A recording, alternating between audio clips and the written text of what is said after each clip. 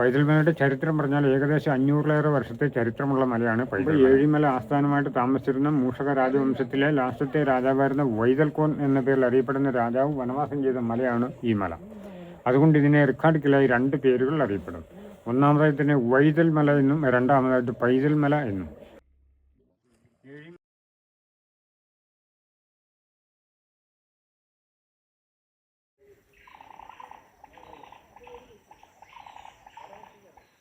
Stop ചെയ്യാതെ നടക്കുകയാണെങ്കിൽ അരമണിക്കൂറോളം കാട്ടിനുള്ളിലൂടെയുള്ള ഒരു ചെറിയ ട്രെക്കിങ്ങിന് ശേഷം ഇതായി ഓപ്പൺ ആയിട്ടുള്ള ഏരിയയിലെത്തും.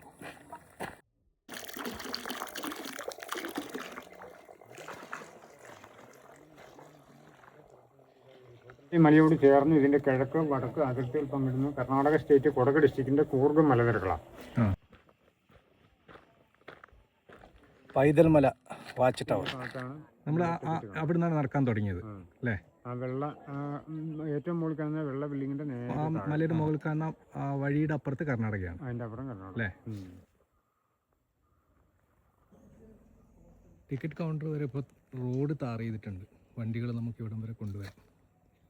അത് കഴിഞ്ഞ് ഇവിടുന്ന് ടിക്കറ്റ് കൗണ്ടറിൽ നിന്ന് ടിക്കറ്റ് എടുത്ത് ആണ് ഉള്ളിലോട്ട് പോകാനായിട്ട്. ഞാൻ സമുദ്രനിരപ്പിൽ നിന്ന് 4500 അടി ഉയരമുള്ള ഈ മലയുടെ മുകളിൽ വന്നാൽ കേരളത്തിലെ 4 ജില്ലകളുടെ ഭാഗങ്ങൾ കാണാം, അറബിക്കടൽ കാണാം, കർണാടക. കുറച്ച് സമയം ചെലവഴിക്കാനാണ് ആഗ്രഹമെങ്കിൽ രാവിലെ 9 മണിക്ക് വരുന്നതാണ് നല്ലത്.